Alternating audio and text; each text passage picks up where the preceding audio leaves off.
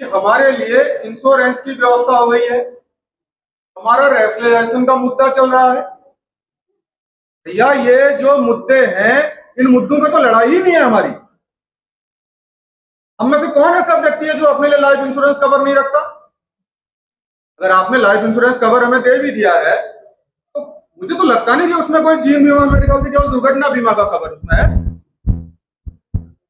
कोई भी ऐसी व्यवस्था ये सरकारें अभी तक नहीं कर पाई है जिससे हम लोग उत्साहित हों, अपने समाज के लिए और बेहतर करने का प्रयास करें। ये परिस्थिति इसलिए पैदा होती है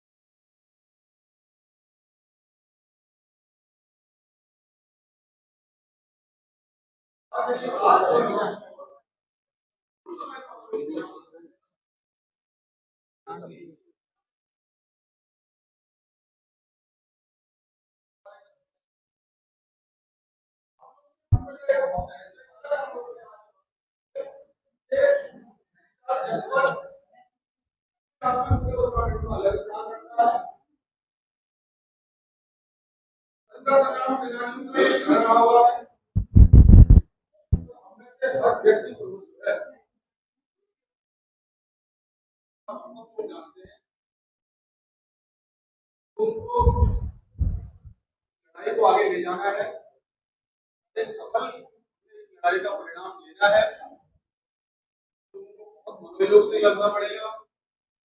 छोटी छोटी जो हमारी वैचारिक मतभेद है उनको भूलना होगा और एक एनएचएम संवर्ग है बस, केवल कोई उसमें पद का संवर्ग नहीं है। एनएचएम संवर्ग है, सबके लिए एक कार्य नीति है, सबके लिए एक ही बजटरी प्रोविजन है। भारत सरकार, किसी अमेरिका सरकार, किसी कनाडा सरकार नहीं दे रही है बजट, बस भारत सरकार दे रही है। हम सब लोग को पता है कि केंद्र सरकार ने जब राष्ट्रीय स्वास्थ्य मिशन की परिकल्पना को मूर्त रूप देने के लिए राज्य सरकारों को निर्देशित किया था, तो केंद्र सरकार ने तब से लगातार राज्य सरकारों को कहा है कि शिक्षा और स्वास्थ्य राज्य सरकारों का मुद्दा है और राज्य सरकार अपने क्षेत्र, अपने राज्य में शिक्षा और स्वास्थ्य की व्यवस्था को सुदृढ़ करने के लिए राष्ट्रीय स्वास्थ्य मिशन के तहत जो भी पदों के सृजन की व्यवस्था है उस पर अमल करे, पद सृजित करे। लेकिन राज्य सरकार और राज्य सरकार के नुमाइंदे, उनमें चाहे फिर हमारे वरिष्ठ प्रशासनिक अधिकारी हों, सबने केवल एक ही बात की रट लगाई हुई है कि केंद्र सरकार का बजट है, केंद्र की योजना है, राज्य सरकार का इसमें बहुत ज्यादा हस्तक्षेप नहीं। या केंद्र सरकार ने अगर यही करना होता तो आंध्र प्रदेश के लोगों को उत्तराखंड भेज देती सेवा देने के लिए। क्यों उत्तराखंड के लोगों को यहाँ पर उत्तराखंड में ही नियुक्ति दी जा रही है राष्ट्रीय स्वास्थ्य मिशन में? भाई उसके लिए कारण है, हम लोग उत्तराखंड की भौगोलिक परिस्थितियों से परिचित हैं, हम लोग यहाँ के सामाजिक विसंगतियों से परिचित हैं, हमें मालूम है कि उत्तराखंड में स्वास्थ्य सेवाओं को सुदृढ़ बनाने के लिए हम क्या कर सकते हैं।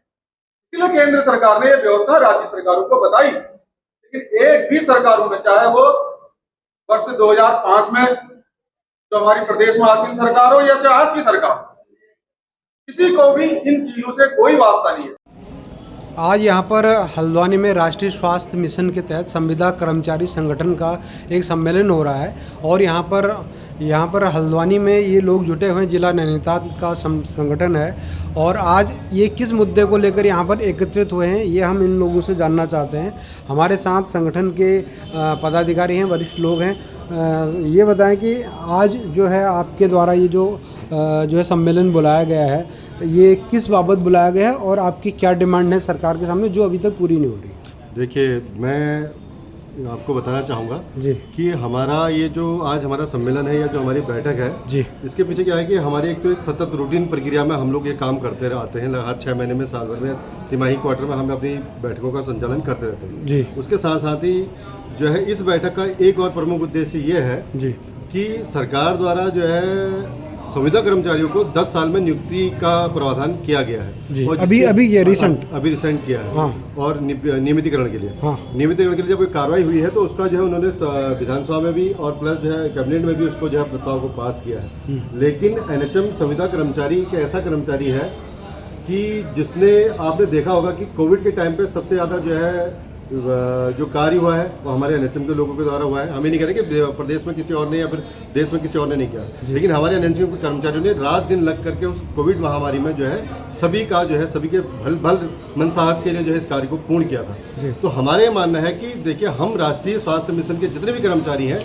उनको सरकार जो है नियमितीकरण की प्रक्रिया में उत्तराखंड सरकार लाए, और जिससे हमारा जो है हम लोग अल्प वेतन भोगी हैं, अल्प वेतन भोगी भी नहीं कहेंगे हम कहेंगे हम अल्प मानदेय पर हम लोग काम करते हैं। हमारे यहाँ जो है हमारा जो एक MPW होता है उसको 7,000 रुपये का जो है मासिक मानदेय दिया जाता है। हमारे यहाँ जो हमारे डॉक्टर्स हैं उनको 25,000 रुपये का मानदेय दिया जाता है। हमारे यहाँ जो हमारा डाटा एंट्री ऑपरेटर है उसको मात्र 8,000-9,000 रुपये का मानदेय दिया जाता है, 10,000 रुपये का मानदेय दिया जाता है, जो कि आज की इस महंगाई के ज़माने में उसका आप समझ सकते हैं कि जो उसमें जो है किसी का भी घर बार चलना बहुत मुश्किल होता है।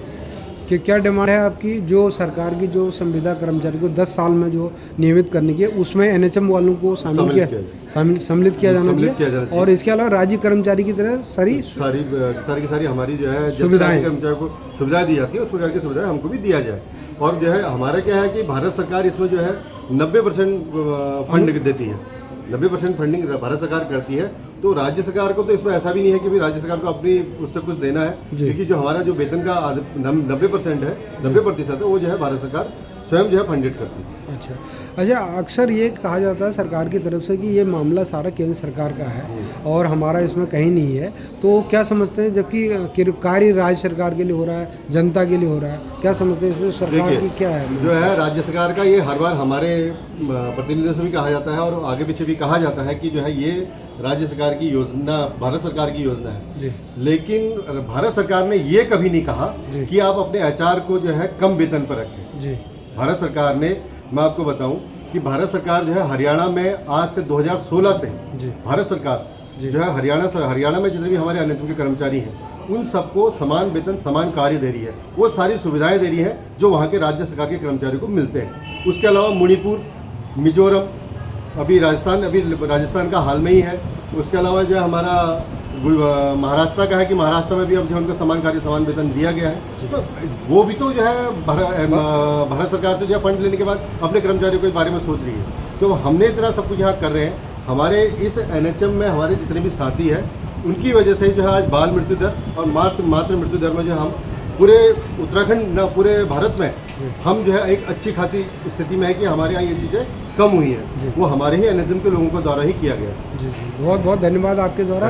अगर आपकी मांग जो है स्वीकार नहीं करती तो संगठन आपका आगे क्या रणनीति अपना है? देखिए, रणनीति का ये है कि हम सिर्फ अभी जनपद के लोग हैं जी। हमारी जिस दिन राज्य कार्यकारिणी पूरी एक तरफ से पूरे हमारे प्रदेश के हमारे 13 जनपदों की जितनी भी हमारी कार्यकारिणियाँ हैं, अभी हम लोग जल्द एक मीटिंग आहूत करने वाले हैं देहरादून में या फिर हरिद्वार में। तो हम उसमें जो हमारी राज्य कार्यकारिणी के साथ मंथन करके इसके पर आगे के अग्रिम हम क्या कदम उठा सकते हैं, क्या किस प्रकार से हम सरकार से इस बारे में बात कर सकते हैं, उसके लिए हम आगे अपनी कार्रवाई करेंगे। ठीक है, धन्यवाद। ये थे कर्मचारी लोग, इन्होंने अपनी बातचीत रखी है। सच की तोप के लिए महेंद्र नेगी।